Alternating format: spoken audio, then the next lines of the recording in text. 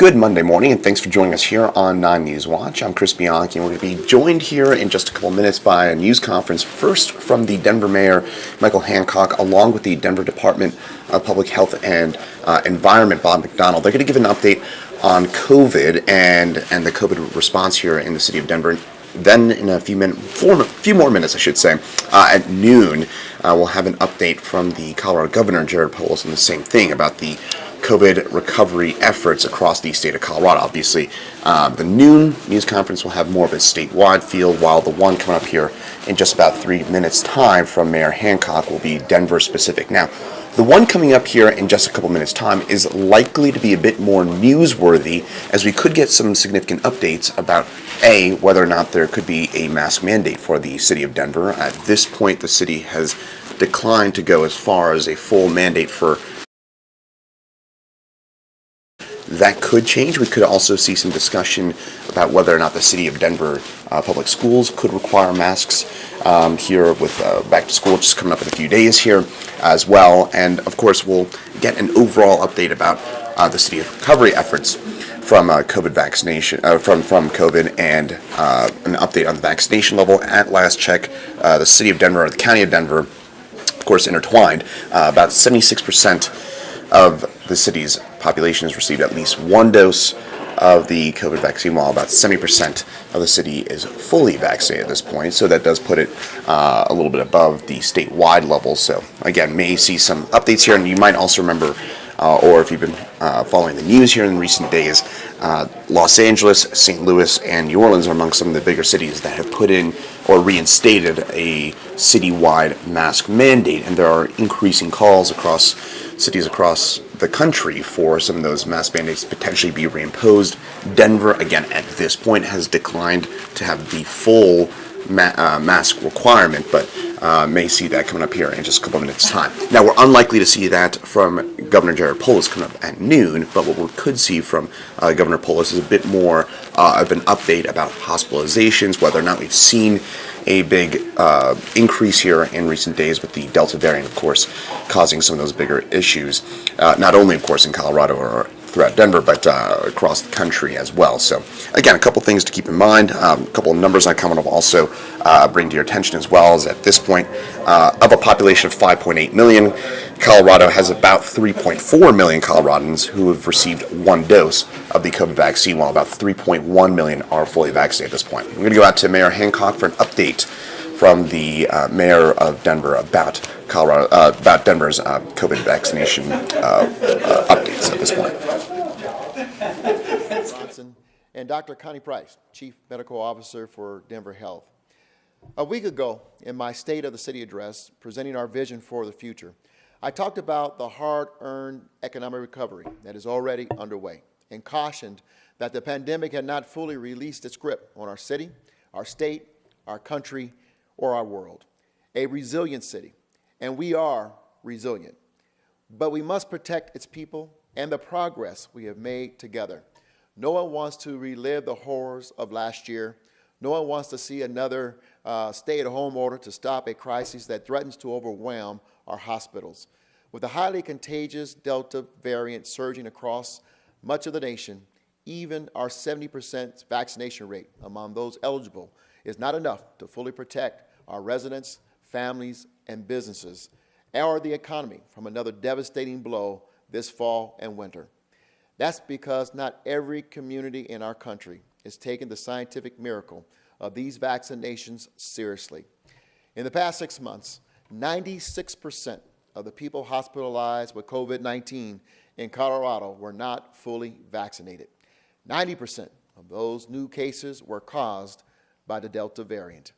While masking and social distancing are important tools to protect those who have not been vaccinated and may even be useful for particularly vulnerable people who've been vaccinated, the truth of the matter is that these measures are no substitute for what we need to shut the virus down for good: more people vaccinated. That's why, after considerable deliberation and consultation with public health experts, including my Chief Public Health Officer, Executive Director Bob McDonald, I am approving a far-reaching public health order mandating that all city employees, as well as private sector workers in high-risk settings, be required to be fully vaccinated against COVID-19 by September 30.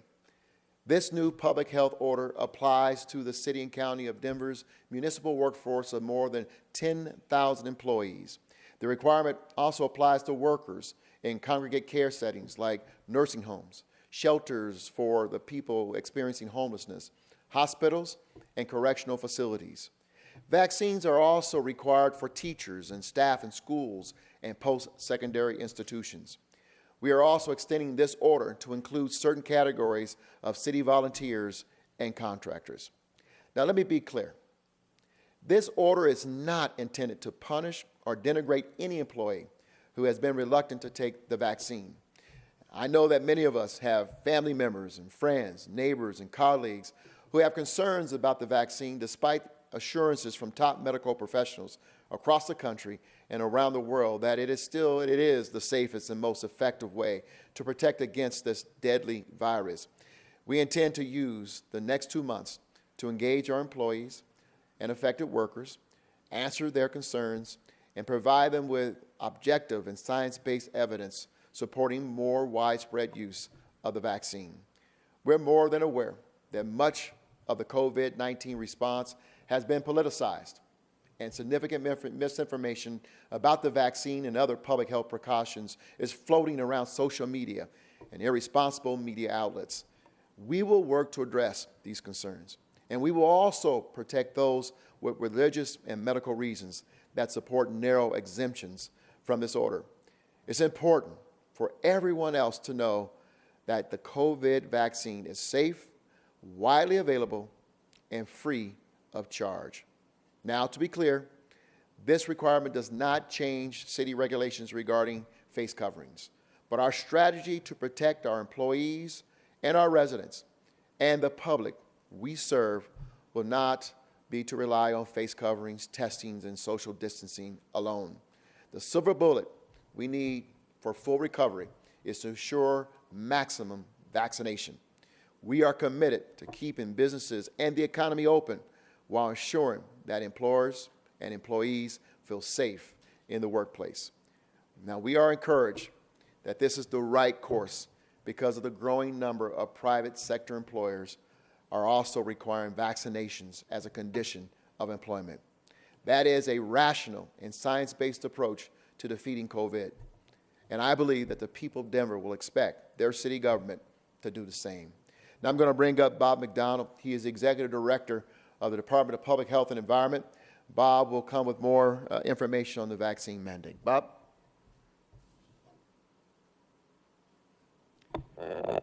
Thank you, Mayor. Over the last year and a half, when I've given updates, I've focused a fair amount on where we've been and where we currently are. I want to spend less time doing that. I want to talk more about what needs to happen, where we need to go. Let's take a look at the next slide. You can see just over the last few weeks, we hit a low of 15.4 cases per 100,000 in Denver, and now it's more than tripled. And it continues to climb at a rapid pace, faster than what we saw this time last year. So I want you to understand that after all of our efforts, we are seeing a spike when we generally would get a little bit of a seasonal break. We are seeing a spike faster now this year than we did last year at this time after all of our efforts. Next slide, please. Coupled with that concern is the fact that vaccinations have largely stalled. We've done very well in Denver with a vaccination rate above 70%. But with this more infectious variant, 70% is not going to get us where we need to be. You can see that spike that I talked about. Imagine that spike going into the fall. You remember what we all went through November, December, January, and February? That was without this variant. So we got to get ahead of this. We have to have more people vaccinated before the fall hits. Next slide, please. Deaths have steadily gone up. They've plateaued a little bit here. And so I've gotten this question a fair amount. mortality is not going up. Why would we do this now? Mortality is not going up. I guess my question would be, would the preference be that I wait until mortality goes up? We need to make sure we're ahead of this so that we don't see another spike in deaths going into the fall. Next slide, please. We do not have a face covering order. The logical question is, why not? Why not have face covering orders and testing and do all the things that we've done? If there were no downside to public health orders, this position and these decisions that the mayor makes that I recommend would be very easy. Let's have all kinds of public health orders. Let's have vaccinated people mask, but that's not going to get us where we need to be. I would suggest for those that are unvaccinated, get vaccinated. You need to get vaccinated. But if you're not vaccinated and you're thinking about going out in public, particularly if you're immune compromised, wear your mask until you get vaccinated and give some strong consideration about whether or not you even go to large gatherings, particularly in indoor settings. Next slide, please. So we will roll out a lot of information about who this applies to. They're very, at a high level, 3 categories, if you will: city employees, high-risk venues, and high-risk occupations. You might ask, what's the difference between a high-risk venue and a high-risk occupation? A primary care physician might be in a high-risk occupation, but the receptionist at the front counter is in a high-risk setting. So in order to get everyone in high-risk settings and high-risk occupations, it includes everyone. This is already being done. This is being done in the healthcare system. We need to get it done in long-term care facilities, the jail system, everywhere where we have seen cases spike and the majority of the cases occur. Next slide, please. So why now? We have been, for a year and a half now, we've ordered face coverings to be worn. We've had a series of testing regimens. We've tried a stay-at-home order, and we've tried capacity limits. We've tried all of those things, and a year and a half later, after all of that, here we are. We have a virus that's mutated to the point where those things are becoming decreasingly effective after a year and a half. So that should answer why don't we continue with the same public health orders, because if we do, we're going to get what we're getting now. It has not worked.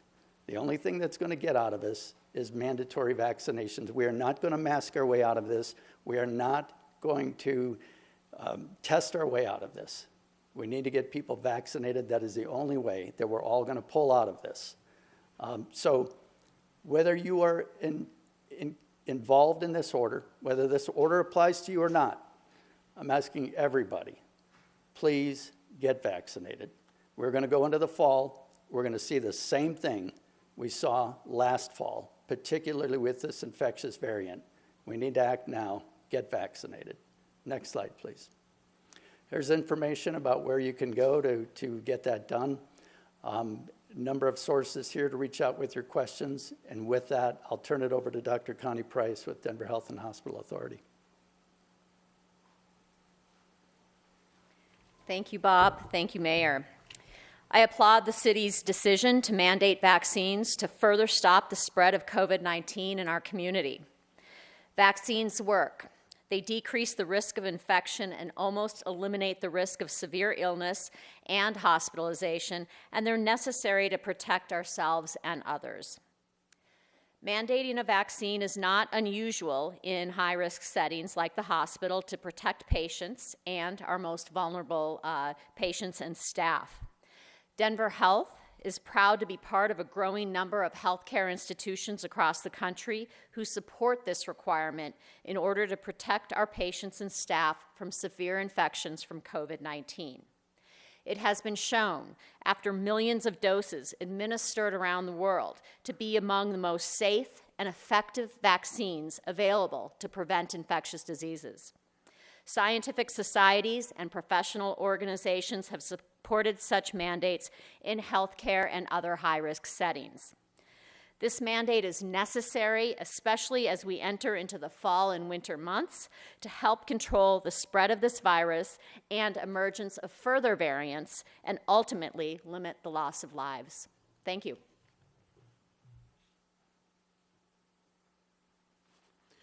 Thank you, Bob and Dr. Connie Price. Again, I want to just share that as we get ready to go to quick Q&A, that along with us today is the City Attorney, Kristen Bronson, who will be here to address any legal questions that may come from you all. Let me just say this as we get ready to go to Q&A. You know, none of us up here take these decisions lightly. This has been a pretty heavy deliberation about this very important subject matter and this decision that had to be made. At the end of the day, this is about making the workplaces safe, but also protecting residents who may have to interact with our with employees in very at high risk locations.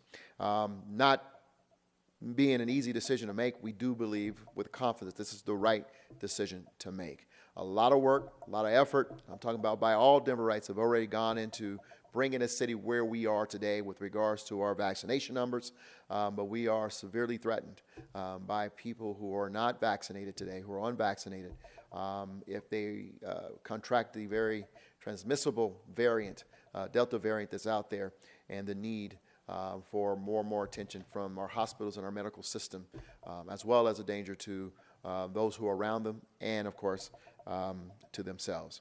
So with that, why don't we go ahead and open up, Gabby, for question and answer. Alrighty, we're gonna go in order. We want to start with Dave from Denverite. Do you have a question? Hey, Gabby. Yeah, my question is about how this will be enforced.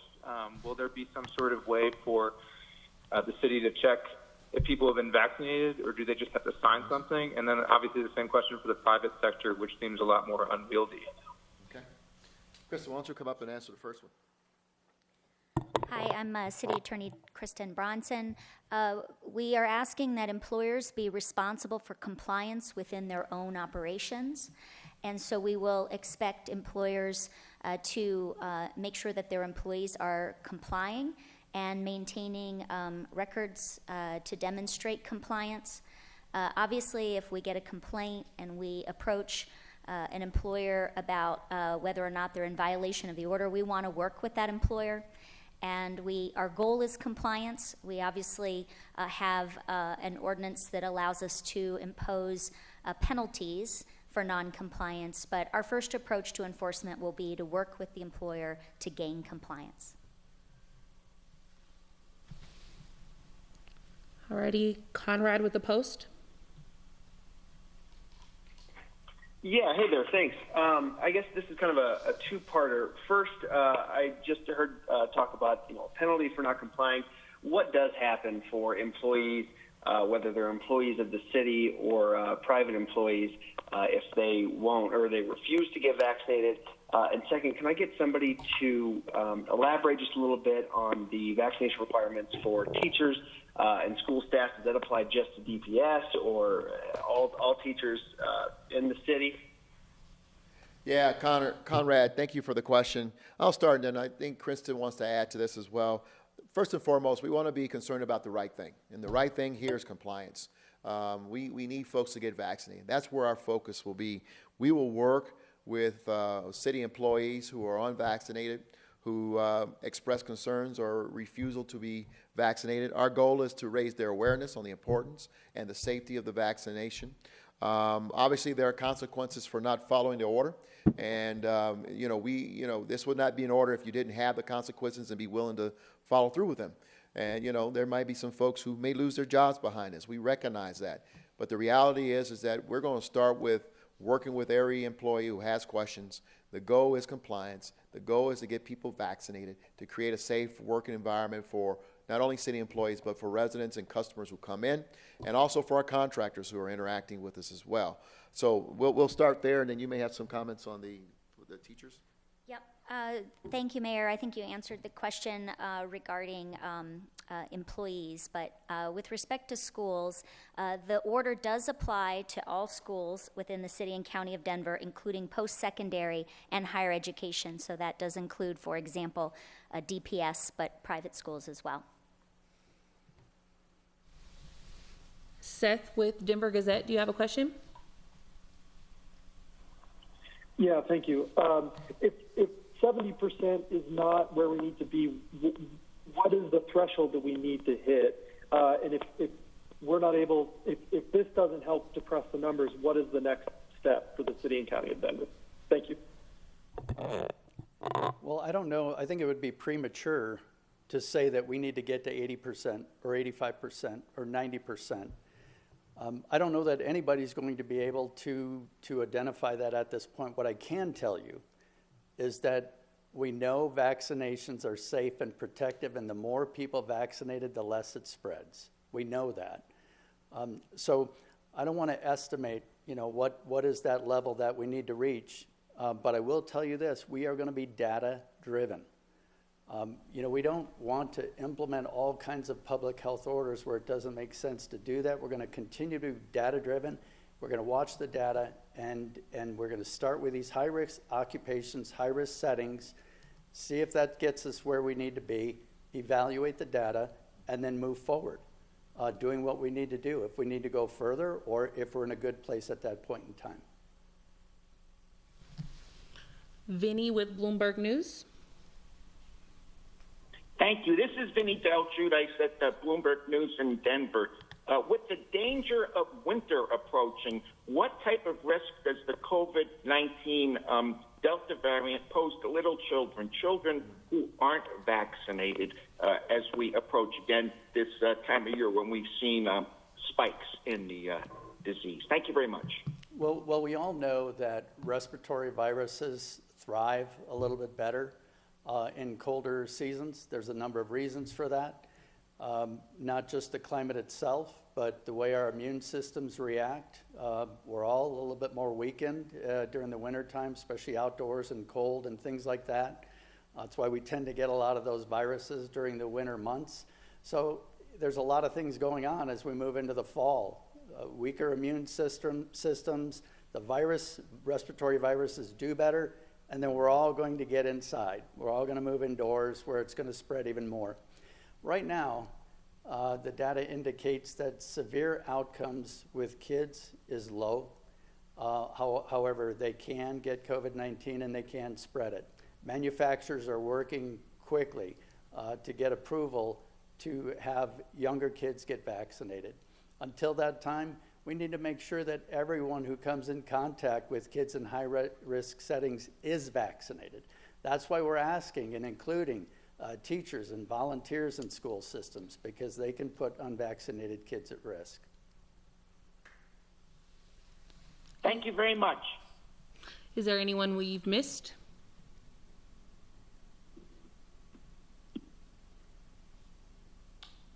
Chris Vanderbeek with 9 News. Can I ask a question? Go ahead, Chris. Chris. Chris Vanderbeek with 9 News. Question? Yeah, I have two questions. First of all, in regards to, has any other city utilized this tactic of moving beyond just city employees and moving into the private sector? That's the first question. And I want to make sure that I'm crystal clear on this.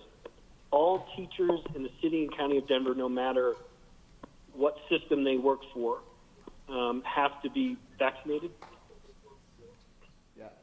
Say, I missed that last part of your question, Chris. Repeat that last part.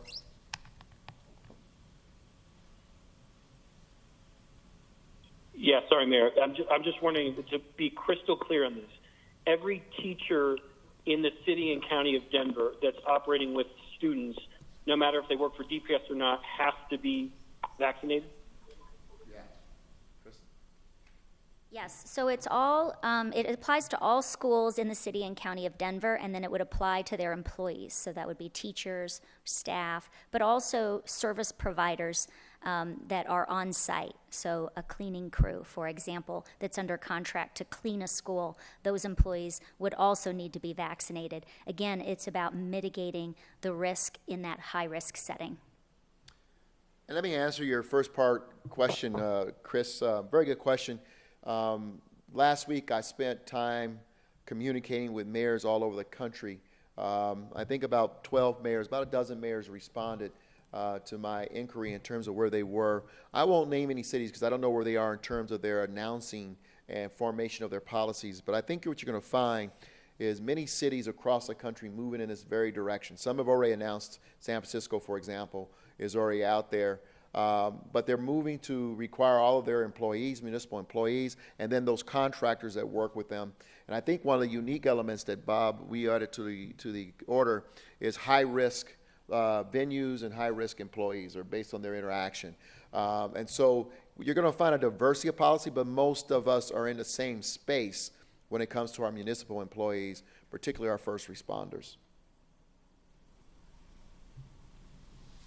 Thank you, Chris. Is there anyone else that I missed?